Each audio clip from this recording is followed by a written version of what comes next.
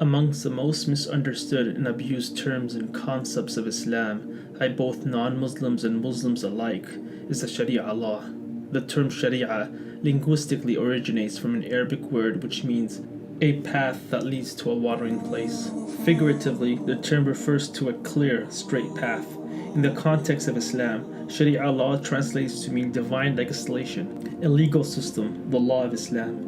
Sharia is a set of divine given laws and ethics that Muslims follow and live by to draw closer to God and live in justice and kindness in honor of His creation. And we have revealed to you the book of truth, confirming that which preceded it of the scripture, and as a criterion over it. So judge between them by which Allah has revealed, and do not follow their inclinations away from what has come to you of the truth.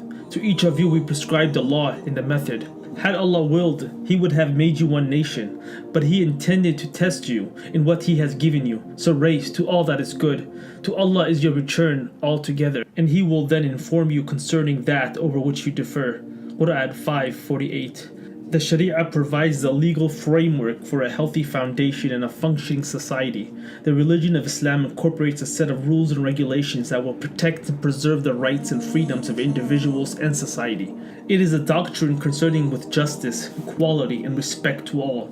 Sharia is more than just Islamic law because it is not limited to legal issues. Rather, this form of law details ethical, moral, political, and social codes of conduct for Muslims at both an individual and a communal level. The Sharia deals with every aspect of life, such as economics, politics, crime, diet, spirituality, hygiene, sexual intercourse, and more. These laws tell Muslims what God expects from them and how they could please Him. Man was created solely for the purpose of worshiping and serving Him, and without guidance and God showing one the path, no one can achieve and realize this purpose.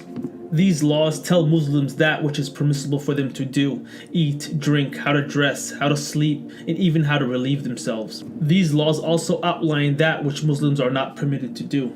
Sharia law addresses personal religious observance such as prayer, charity, fasting, and God consciousness.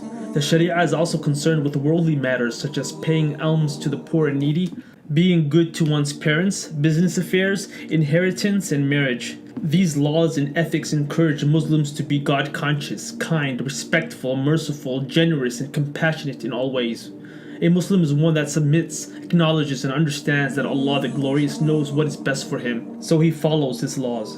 No society can function without some form of rule and regulation. Without these legal boundaries, society will dissolve in anarchy and chaos. Most religions feature a sacred divine law and ethics equivalent to those of Islam's Sharia. For instance, Judaism has the halakha, which is like the Sharia in method and context. The Sharia law is derived from the Holy Quran, its primary source. The second source is the Sunnah, which translates to mean tradition and refers to the model of behavior and teachings of Prophet Muhammad, sent by God as a messenger and prophet, and a role model for all of mankind, as recorded in Hadith scripture. Islamic scholars draw an interpretive process that includes qiyas, reasoning by analogy, derived by the primary sources, and ijma', the consensus of the opinions held by the Prophet's companions, and agreements reached by Islamic scholars. And ijtihad, the effort to arrive at one's own judgment or reasoning to provide the answers in which the Holy Quran and the Sunnah is silent. Out of the 5 sources, the first 2 are divine, while the other 3, qiyas, ijma', and ijtihad, are humanistic efforts based on independent juristic reasoning. The Sharia is applied to protect and preserve 5 basic rights: the right to practice religion, the protection of Muslim and non-Muslim life, the safeguarding of the mind, intellect, reason, the preservation of honor, dignity, and family, and the sanctity of wealth and property.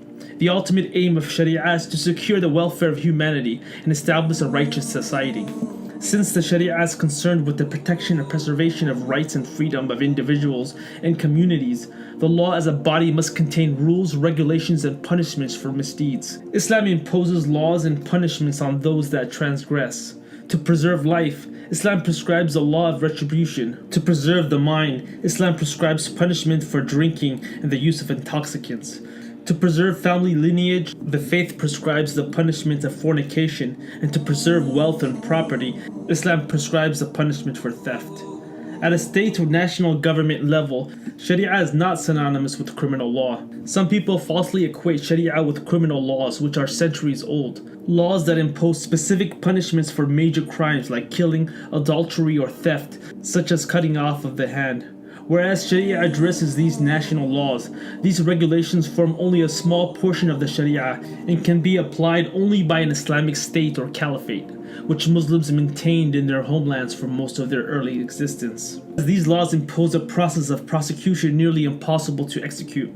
Regarding Muslims living in the West or non-Muslim countries, Muslims must obey the law of the land, providing that those laws do not stop one from practicing their religion. Muslims can be true to both their faith and their home country.